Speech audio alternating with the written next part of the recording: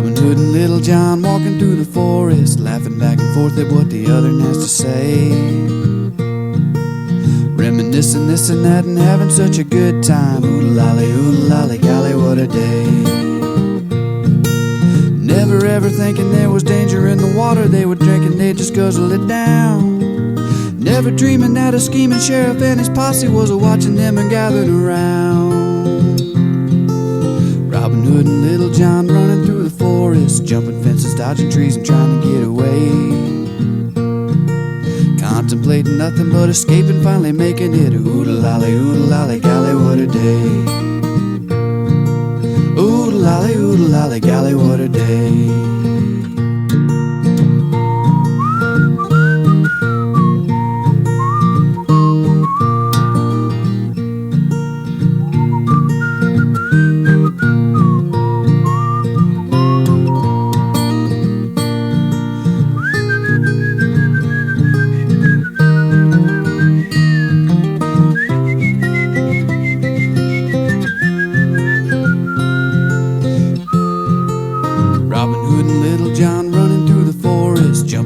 Dodging trees and trying to get away.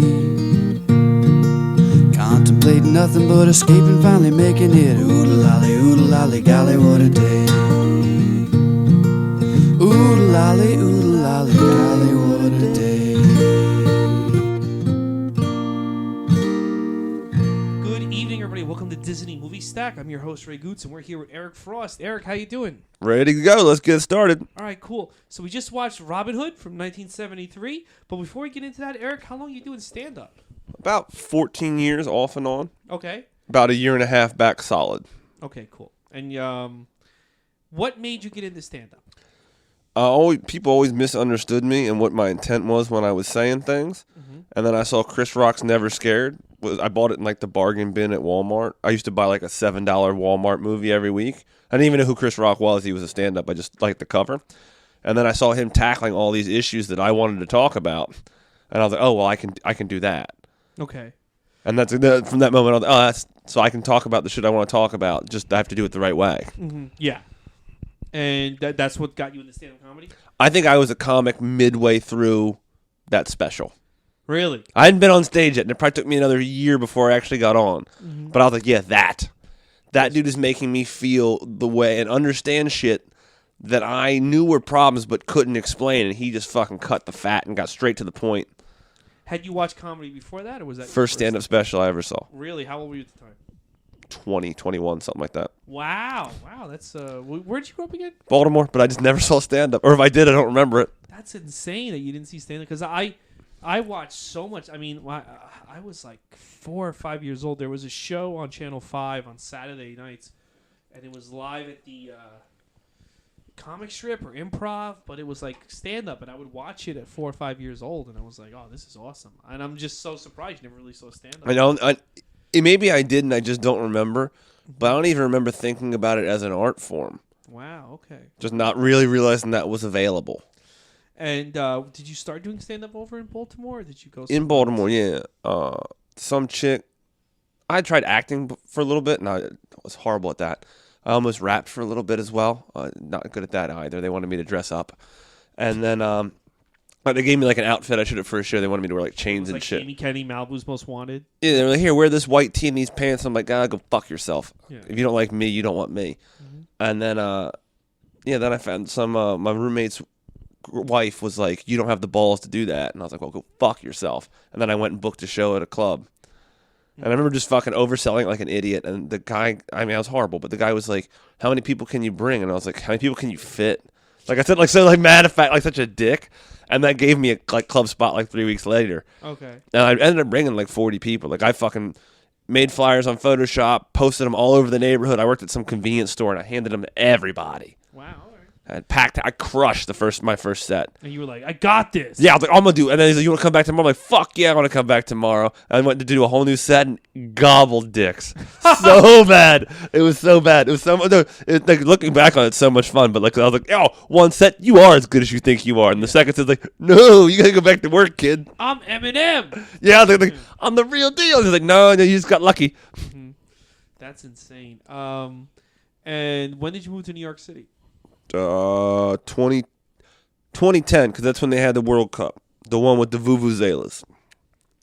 Oh, the South soccer Africa. World Cup. I thought you were- Yeah, no, because I remember World Cup? when I first got this job, I was serving down the South Street Seaport pre-Sandy, and we were sponsoring the World Cup. So for a fucking month, all I heard was like the vuvuzela sound, because from open to close, they just were fucking blowing those horns. It was miserable. Oh, wow. All right, cool. And how was your childhood? Tell me a little bit about that. It's a lovely learning experience. Really? Yeah. Well, in terms of what? I was the smallest kid in high school. Like, I didn't break 5'1" until I was like 17. So I got to experience bullying in a very, very healthy way long term, not healthy short term. Like, I was depressed, suicidal, miserable, all that sorts of shit. Okay. But I'm really happy all that shit happened now because I can take from that. Mm-hmm. What did they bully you about? I had opinions and I wanted to challenge shit. And when I was young and unhappy, I just wanted to make sure you felt how I felt. Okay. Kind of like you can relate to a lot of people on Facebook.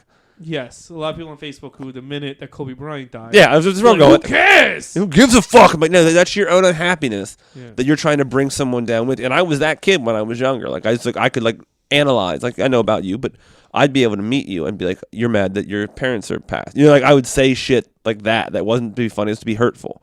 Yeah. So I probably deserved most of my beatings. Mm-hmm. You know what I mean? Like I look back on it when I went to my high school reunion, all those kids were apologizing, and I was like, "No, thank you." And I was like, "Let me buy you a drink." Mm-hmm. You know what I mean? Because it's not what you did wasn't right, but you're kids. We're all dumb. Yeah. And you knew enough to apologize for it, and I learned from it. So it was positive for both of us. Yeah, and I just feel like nowadays, when no one's really bullying, or I don't know, it just feels like people are such fucking wieners now.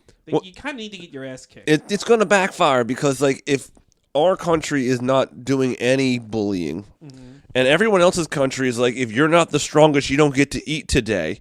Yeah. And they're going to come over here and take all our shit. Yeah. Because we're not equipped. You're not ready. You don't know how to stand up against a bully. You have to learn how to get your ass whooped and take a loss.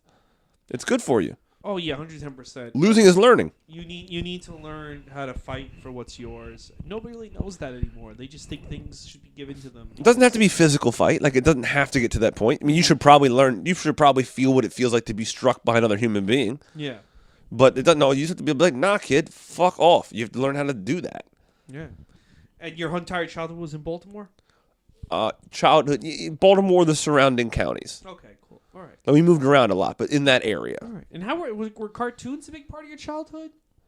When I was a kid and my mom was single, we went to daycare. We watched the same cartoons every morning. And what were those? If I remember correctly, it was Teenage Mutant Ninja Turtles came on, then G.I. Joe, then Johnny Quest, and then we'd always be able to catch 15 minutes of James Bond Jr. before we had to catch the bus. You didn't miss anything with James Bond Jr. That show was pretty bad. All I can really remember is the intro. James Bond Jr. Yeah. You know, I remember that. Like, I remember the intro, him sliding down the snow and shit. Mm-hmm. That's all and maybe Captain Planet was in that rotation somewhere. Okay, yeah, Captain Planet was mainly on weekends. I don't think there were that many episodes. I could be wrong, but James Bond Jr. I remember that was on in the mornings when I got ready for school, like super early though. Yeah, that's we're talking like 5 a.m. to like 6 a.m. to like 8 a.m. before you caught the bus. Those were the 3-4 shows There that would we be watched. some cartoons that are on, like that they would have on the weekdays at like 6 a.m. And I even as a kid, I'm like, what kid is watching this? Like, you literally have to like plan your life around watching Extreme Ghostbusters. Did you ever see that? I think I saw it, but not enough to remember any of it. Extreme Ghostbusters was the one where they had a girl in a wheelchair, and That's extreme.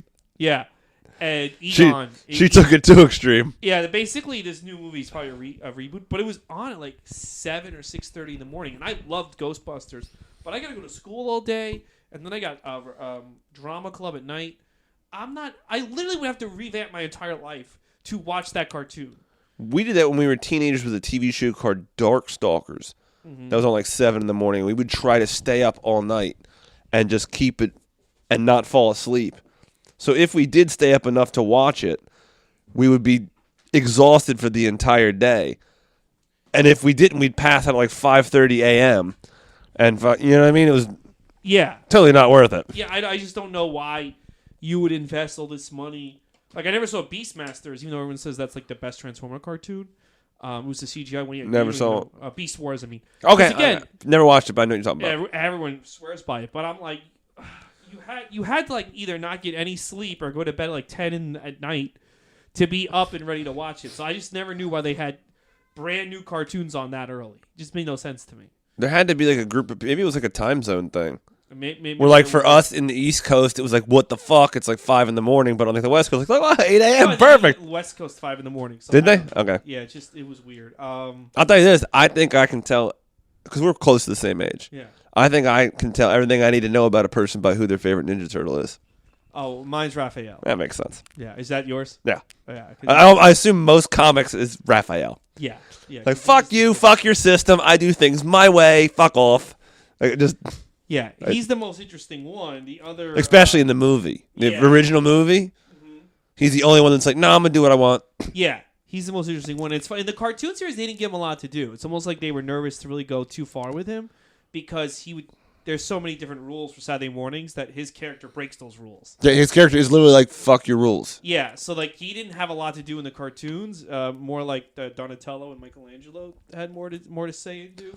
Well, because they were the unconfrontational characters. Yeah, in the movies and in the comic books, Raphael always had shit to do, and he was definitely my favorite. Oh, and especially the first movie still holds up. Yeah. Oh, the first movie is incredible. Still an exceptional movie to this day. I can't believe how good that movie was, especially in the era where it was made, where so many like they would just fuck with the source material and just completely mess it up over and over again.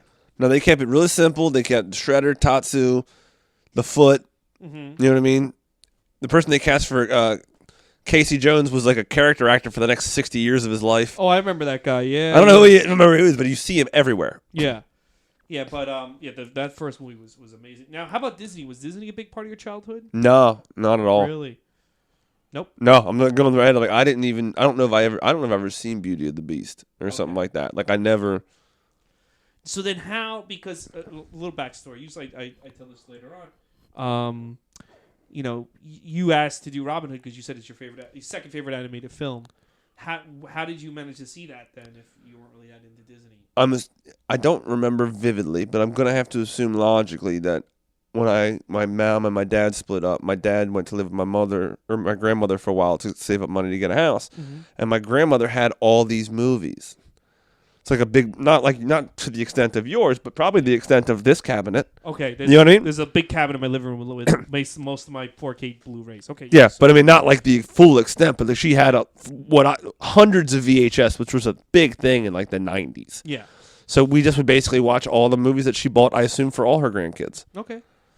All right, cool. So that's how you first saw it. So when you were a kid, you obviously loved it because you're telling me that's one of your favorites. Yeah. Yeah. Okay, and now that you've seen it as an adult, what do you think of it now? Holds up. It holds up, huh? No, it does. It's got the overall concept of good over evil, right? I love that. That's what I'm always rooting for. And like I said, I like the animation now. Looking at it, and I can draw, and I've animated before. It is kind of lazy, but because the story's so strong, it doesn't really matter. And because the music is kind of like a lazy Southern type vibe to it, it kind of lends itself to the story. Yeah, it's very folksy. Yeah, and then I think I told you before when we were watching it. My dad is a bluegrass player. Oh wow, okay. So and he's extremely talented. He's not professional, but I mean he's done like what do they call it? Session music when he was younger. That's when whoever can't actually play the music well enough to record, like the hipster dude, they send in somebody that can actually play it to record. Okay. So my dad would do that. Would like listen to your song, and he'd be like, "Oh, this is how it's supposed to sound." Oh wow, so he was a session guy. Yeah. So you're telling me that some of these artists don't play their own instruments? Not when they record. That's insane. It's like the band, like they'll write their music, but they just don't play clean enough. And this might be something that happened back then. They might have the technology to eliminate that job now. That's probably how they do it. They just clean it up with technology. But then, if you weren't good enough to play your music well enough to record before they mastered it, they hired somebody to. And then what happened when you went on tour? You got exposed, I guess, when you went on tour? It's loud, and that's why some people sound great in concert and some don't. Yeah. Oh, yeah. Because I will never forget, like, remember the song Sponge? Do you ever remember this band Sponge? They had a song called Human Wreckage. Yeah, Whole World Human Wreckage. It was in the Empire Records. Yeah. they were on David Letterman. I remember being like, "Oh, I like that song. I'm listening to them." And then they get up there, and I'm like, "What the fuck is this?" And they probably couldn't play their music. It's a completely different band, and now it makes sense. Yeah, they probably couldn't play as beautifully as. Mm-hmm. But they had a good beat. Yeah, they had a good guitar riff. That doesn't mean they couldn't write the music. Yeah, it just means live they couldn't play it very well. Yeah. Because the guitar riff on David Letterman, I was like, "What am I listening to?" And I never went anywhere after that. I had a friend that I grew up with that just this kid Gotzi, and he just has an ear where like your band could be playing a song for 100 years together. Mm-hmm. He would walk up, listen to it one time, pick up a guitar, and then play a riff that complimented all your shit, but was better than whatever the fuck you could ever think up. Yeah. Some people, my dad can't read music. Really? He can. He's just that good. He literally, you could put a song on the radio of any genre. He can hear it 3 times and he will start playing it. Wow. Okay. Now, what was that? Shit, I had a point to make. Okay, so I don't think we have to give the listeners a recap. It's Robin Hood. There's literally 1,000 versions of it. Obviously, this one is with animals. Yeah, animals play all the characters. Yeah. And the cool part is, all of them kind of represent what if we were to give animals personalities today, which we love doing. Yes. Most of the animals represent their personalities. Yeah. Their perceived personalities. The snake is manipulative. Yeah. And sneaky and hypnotizing. The king is the lion. Yes, the king is the lion. Lion King. Aha, it's a prequel. That they called He's also a liar.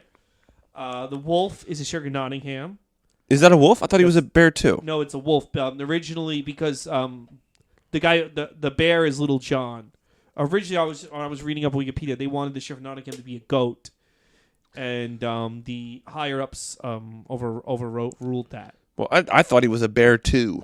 Yeah, he's a wolf. He's a wolf. He's a very fat wolf. Fat wolf. Yeah. I don't want to shame anyone, but he's very portly. No, we can shame fat wolves. I can shame anything. If you're a fat wolf, you're not making it in through the jungle or wherever you are. Are there wolves in the jungle? You'd be like, if you're. There were. Jungle Book had wolves. If you're a fat animal, you're not doing very well in any society other than human society. Other than sitting in my house with this fat little cat. Yeah, that's sitting next to me. Yeah, he's not that fat. He's not that fat. He's a disgrace, though.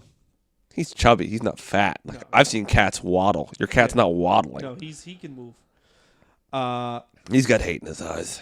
He wants attention. It's like we're doing a podcast. So here's my thing. Let's get into nitty gritty of this movie. I saw this. Let me get my background on this movie. I saw it once. I rented it. We never owned it. When we rented, I was like, that was good enough, but like I never felt the need to own it. I did buy it on DVD. My mom, in the mid-2000s, like, I want to get all the Disney movies, so I bought it. And then the reason why I started this project was over the summer, I'm like, I'm only missing 10 of these movies, and I'll have all the animated classics. So I went on Amazon, bought them all. And I'm like, now I've achieved my mom's goal of having all these movies. And I decided to watch them. Like, I should do a podcast. But I finally watched this movie over the summer, the second time. This is the third time I've seen it. And I like it, and I like it well enough, and I liked it more this time than I did the second time. But to me, like, there's still something kind of missing. I think if you're trying to, it feels very cheap compared to Jungle Book or Sleeping Beauty and stuff. When I watch it, I watch it differently than most people. Mm-hmm. So I don't give a fuck how it looks. Same with like movies. I don't care about cinematography. What do I intellectually take from it? Mm-hmm. And I just like the idea of like the underdog just doing the right thing and overcoming. I'm always gonna like that story. Yeah.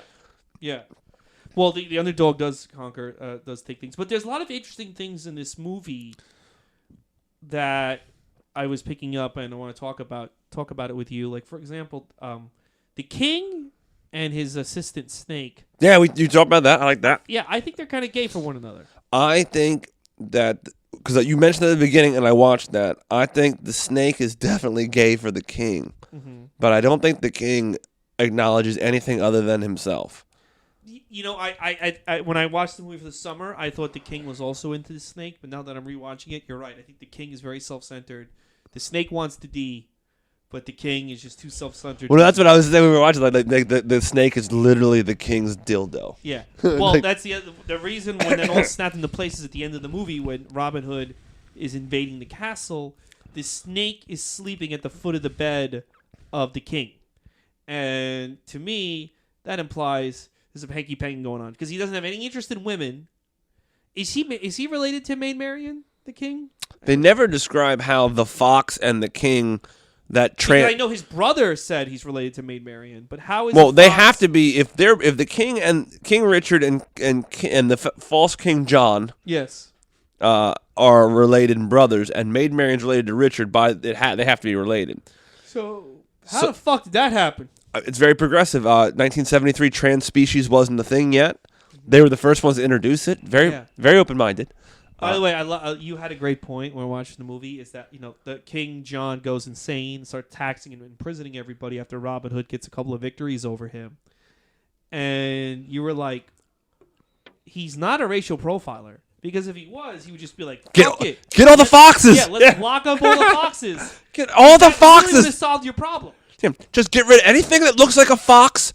If it smells like a fox, get rid of it. Yeah, they could have went that route. Yeah, because Robin Hood as a fox walks into town, clearly a fox, begging, and they kind of let him just wander around town. Yeah, but it was a fox. If they were being racists, they could have stopped him. If they would have went with the Muslim ban, they would have knocked this out to begin with. Yeah, they would have been like, "Hey, you motherfucking fox," because they wouldn't have gotten him when he was dressed up as the pelican, because it's pelican, and even when he's dressed up as the vulture, Nutsy, it's a vulture. Mm-hmm. I did get fooled. Oh, he was also dressed like a woman. Yeah, a woman, so but a woman fox. Yeah. He was still a fox as a woman. Yeah, full of fox. So they had a beggar fox. And you don't see any other foxes, but Maid Marian and him. Yeah. He's like, how do you not get the only other fox in this movie is your enemy? You couldn't figure this shit out? It's like there's only one black guy in town, and he's your arch enemy, but like he keeps dressing him as other black Trevor guys. Noah had that joke where he's talked about that's why there can't be a black James Bond.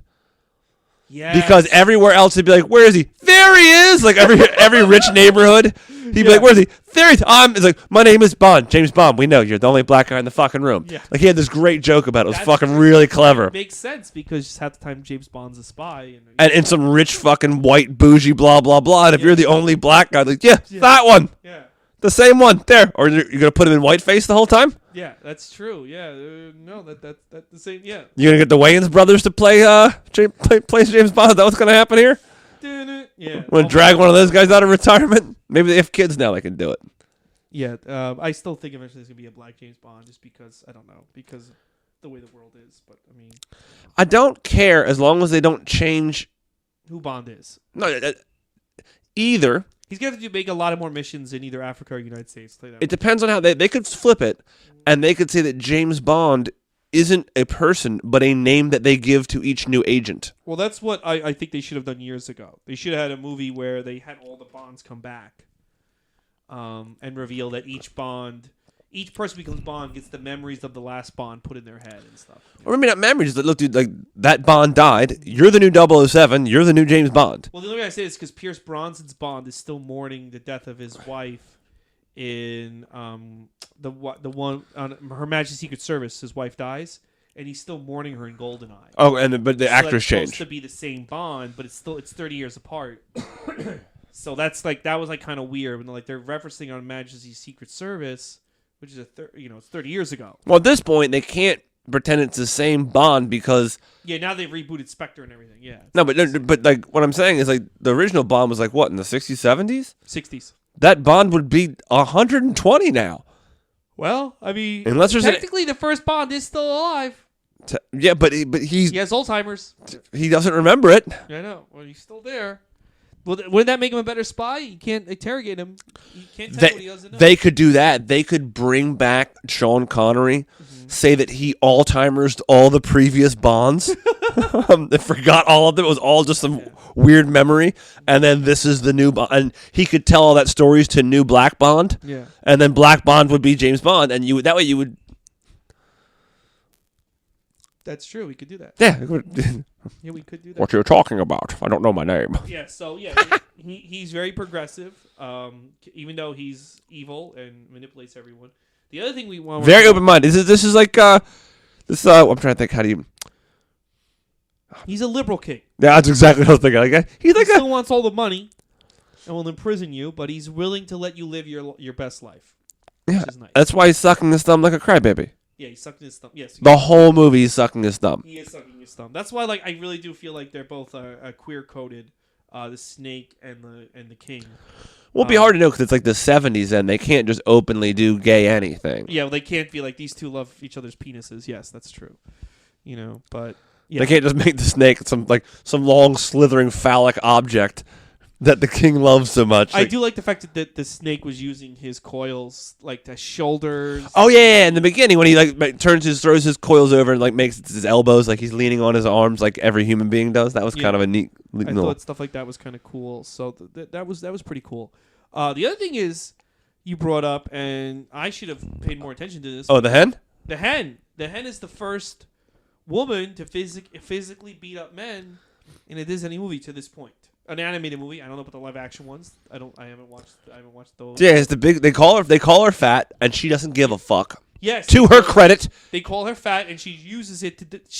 She is a hen who's fucking up rhinoceroses. And they physically show that she is a fraction of the size. Yes.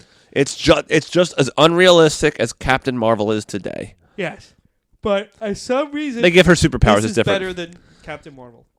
Oh, I hate Brie Larson. Oh, she's a pile of garbage. I don't like her at all. I don't like her. I don't like that movie. I thought that movie's a big piece of shit. I like the Skrulls. I thought that was a nice little twist. Well, the Skrulls were good. The fact that they were good guys was good. I like that was a nice little twist I didn't see coming. Yeah. That was interesting. Oh, I get that. That's cool. Yeah, I just didn't like her at all. She Everyone else in the movie I liked except her. Yeah, I felt like she was barely acting. I also like the music in the movie. It's not traditional Disney music. Like you said, it's more folksy and southern and bluegrassy, which I liked. I like how the rooster narrates, but he's still part of the story. Cool, and I like the designs. Yeah. The only thing about it is, like I said, there's a cheapness to it that you didn't see in Disney before he died. The backgrounds were very sparse. Not a lot of depth. Nothing going on. You could tell that. I've drawn before, so you can tell that the background sometimes is just flat. There's no animation being done. Yeah. You can tell they just layered there's a lot of repetitiveness in a lot of the running scenes. You can tell they just redid the same 20 or 30 frames over and over again. Yeah, it was not. There wasn't a lot of care. It really felt like we have to get an animated movie out because we have to. Now it was still well done, and I enjoy it more, but it doesn't have the resonance to me as a Pinocchio. I don't know if you've seen these movies like as a Pinocchio. Or How about this? Cinderella. It's like as a comic, if you try to get some time sensitive joke out, you're so worried about getting it out in the 48 hours that it matters. That if you had another week to polish it and get the words right, it'd be brilliant. But you want to make sure that, oh my God, this is time sensitive. We're only talking about Kobe for 48 more hours until something else happens. 12 more hours to go on and on about Kobe. Yeah, and then all of a sudden it'll die out. The president will tweet something, and or fucking LeBron will die.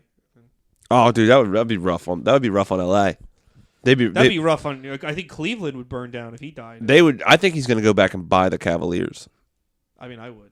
I think this is a tactical decision where he's going to move to LA. But I think now this. Well, I think now the fact that Kobe. See, this podcast is going to come out in 3 weeks, so we could all be wrong, and LeBron could have revealed to have murdered Kobe. I think now he's going to stay in LA a little bit longer because he says I have to pick up Kobe's legacy. And I think now the pressure is on for him to win a championship while he's there and say it's for Kobe. Yeah, but now the fun part is Kawhi gets to be the villain. Who's Kawhi? Kawhi Leonard on the Clippers. Oh, I see. I don't know. You gotta fill me in. Oh, they both play in LA now, and Kawhi is like a giant killer. Mm-hmm. He's just a quiet, doesn't care about the media, but he is a monster. I'm going to say this. I think LeBron is going to will the LA to win a championship this year because of this death. You might. LA is going to win a championship this year. It's whether it's going to be the Clippers or the Lakers. I think the officials. Because remember, I think the Vince McMahons of the NBA will it. Remember, that the Lakers after 9/11, the Yankees lost to the only desert team in the sport. And then all of a sudden, the Patriots got remarkably good, remarkably fast. Well, look. All I'm going to say is the past. I'm not a big basketball fan, but the past few years when I've watched some of the, I'm not a huge one. My brother used to be so good at it that I know enough to. Okay, there's been a lot of weird calls and a lot of like WWE moments that I would not be surprised if the officials make it so that LA wins this year. Because that's a better story. You think the Lakers don't have to win it; they just have to not lose it. Yes, I think everything will be in their favor for them. If both teams play a good game, the Lakers are going to win no matter the what. officials are going to go for the Lakers more. Like they're going to look for more things to fuck the other teams with. Yeah. That'd be because they have LeBron and Anthony Davis, who's another fucking top 5 superstar. I just think like the league is gonna, I'm not gonna say. Vince McMahon would have the Lakers win the championship. It might take him to Game 7 every series, but Vince McMahon would have the Lakers win the championship. So that's what I would say. Well, if you can't see the way people are acting right now, wrestling seems to be the blooper. I haven't watched wrestling in 20 years. Mm-hmm. My roommate watches it like it's a religion. But it seems like a lot of people are deciding to play into that good versus heel. Yeah. You're either virtue signaling or you're a glorious villain mentality. Well, that's what it is. Well, the whole big thing, and I don't want to get too much into Kobe because I want this to more because people are gonna be listening to this and it'll be old news by the time. That's basically what the Ari Shaffir video is. It felt to me more like a wrestling promo. You were saying that like comedy bit. He's just trying to be like, you hate me? Well, then double down and hate me. Yeah, and it's like, but that's not what comedy's about. And then everyone that like has hate in their hearts, like, well, I'm going to buy his tickets because he feels like I feel. When the joke didn't land from Rodney Dangerfield, he didn't go, "Yo, fuck you, bitches, suck my dick. Hitler had good ideas." That would have been great though if he did. That would have actually. If Rodney Dangerfield did that, that would have been funny. What? It would have been a final solution. Like he could have done it. Yeah.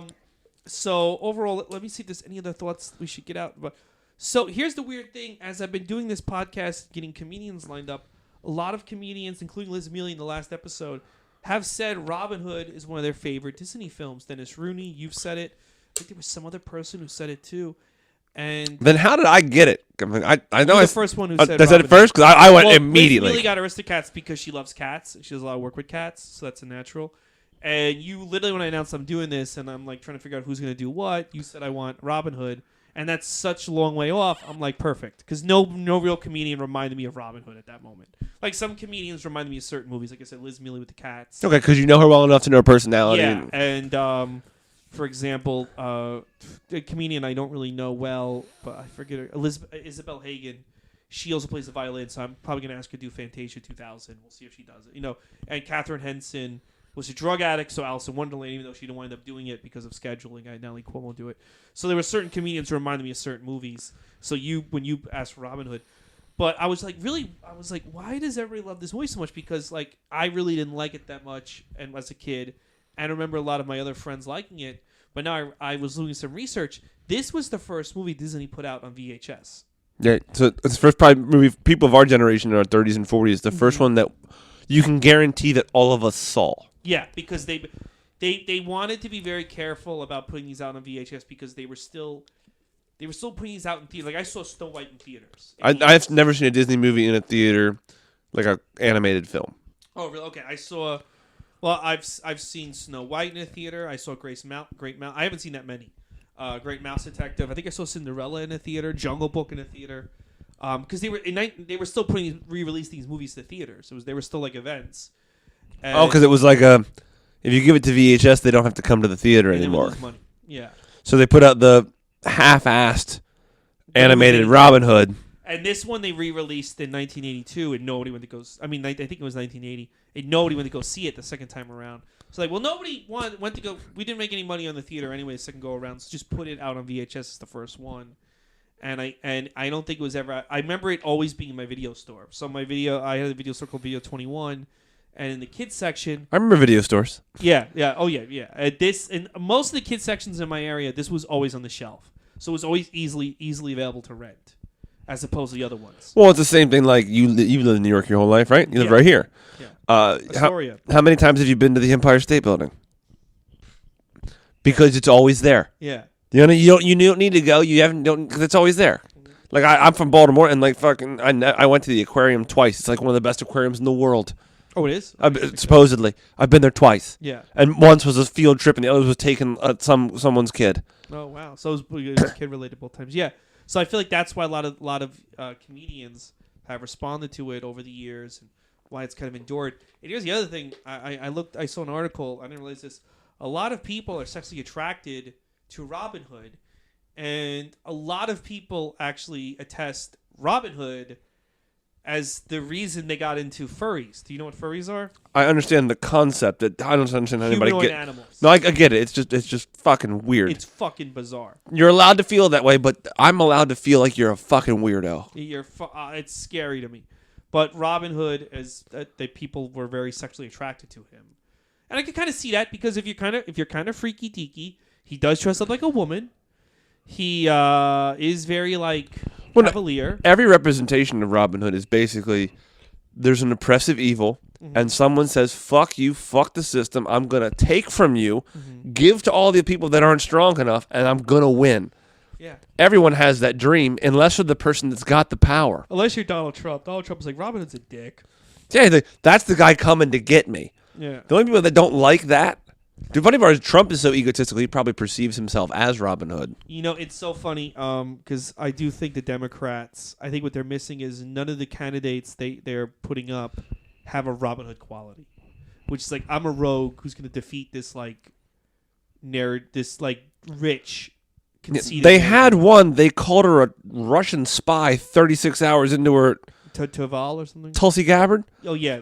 I don't know her well enough to know if I like her or not. I don't understand how so many women are against her. We want women role models. We want women to lead. And then here's a woman that men actually like. Oh, she's a whore.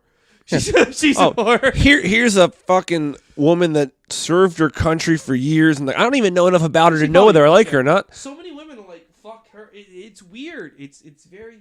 She challenged the system and they was like, fuck off. I was like, dude, how are we not okay with that? It's like... Yeah. It's strange. It is, but yeah, I don't know if I liked her or not. I just like that. You want a chick? This is an attractive, intelligent female. She's pretty hot. Yeah. Definitely be the hottest president of all time.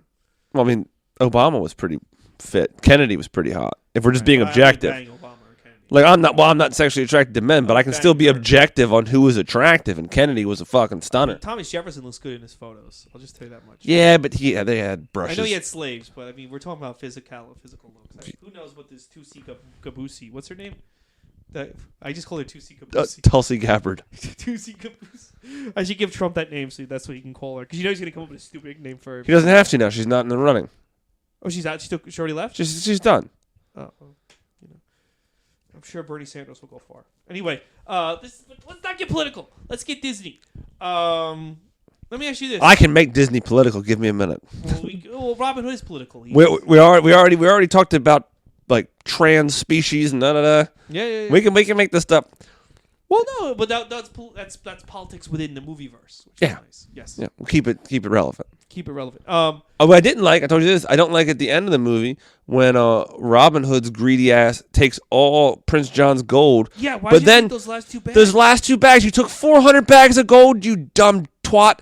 And now if you don't take those last 2, everyone gets out. And how much money do you think is really in those bags? So it's like $500. So it's like a Disney movie. So like no one dies in the movie, but in real life, that's how life works. You could have taken the 400 bags and everyone would get out safe. Yeah. But you needed 402. Yeah, I thought that was stupid too. And I know it's to build tension, but do you really come on, Robin Hood? That just shows me you're just like the king. Yeah, you're the power. You don't have any less. You don't have any more or less character. You just have less options. Yes, that's true. The other thing I want to say is this is like the end of a trilogy in a way because the guy who played Baloo was also Thomas O'Malley in Aristocats, and he's Little John in this movie. And Little John in this movie is basically Baloo. You know, he's basically the same exact character.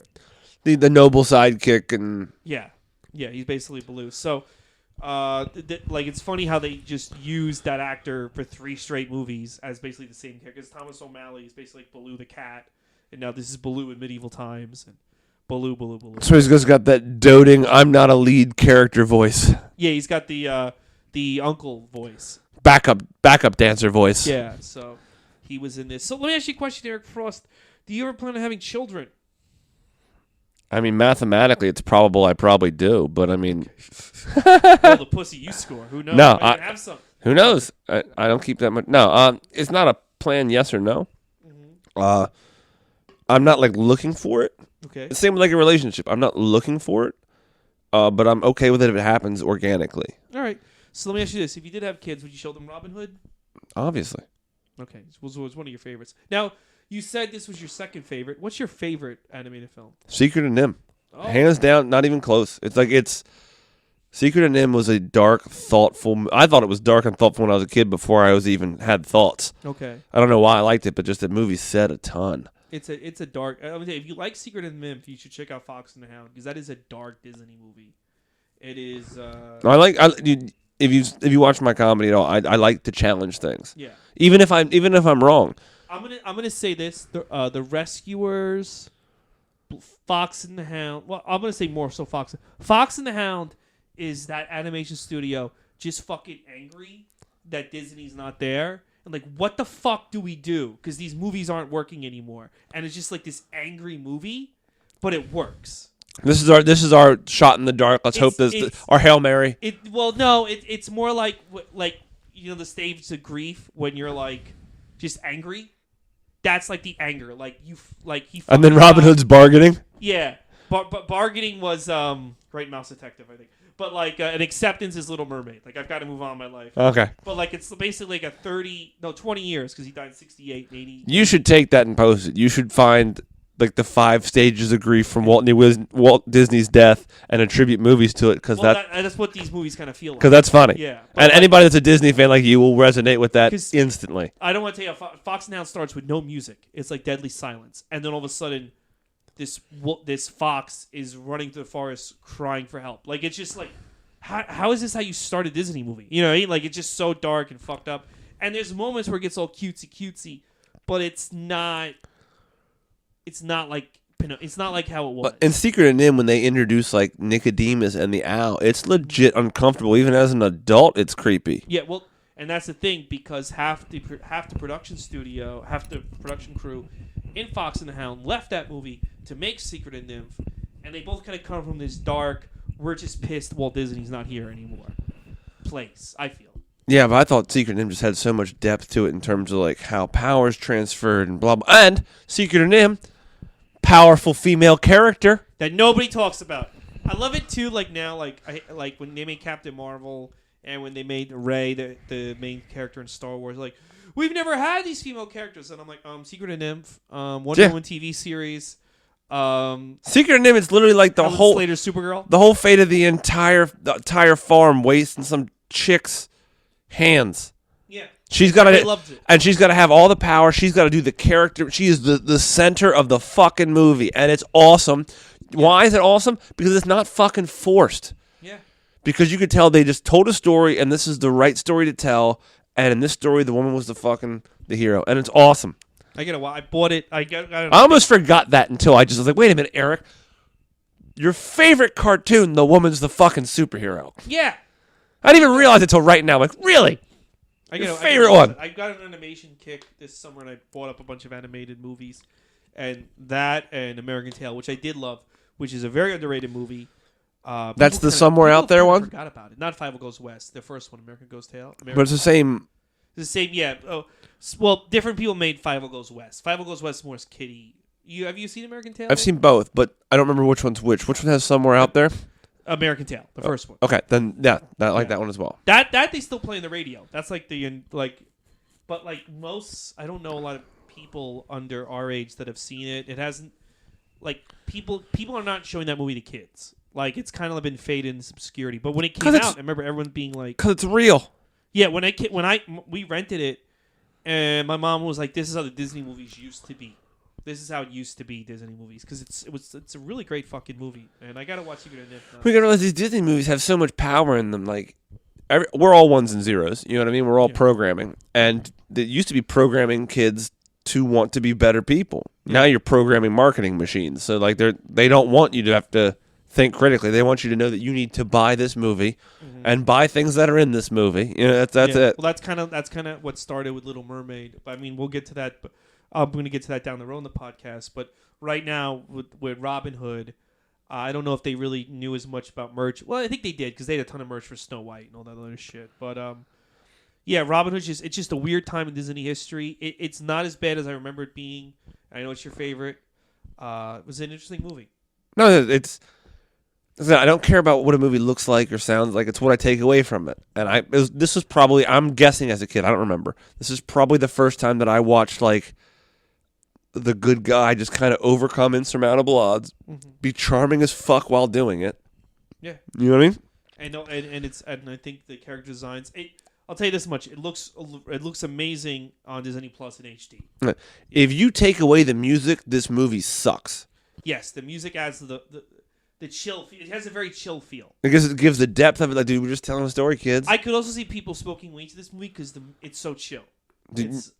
I didn't. I've smoked weed occasionally, but I didn't smoke weed till like 6 months ago, really. Oh, okay. Well, I don't smoke weed at all, but I can see other people. Occasionally, but very rarely. It's not really my thing. But no clue.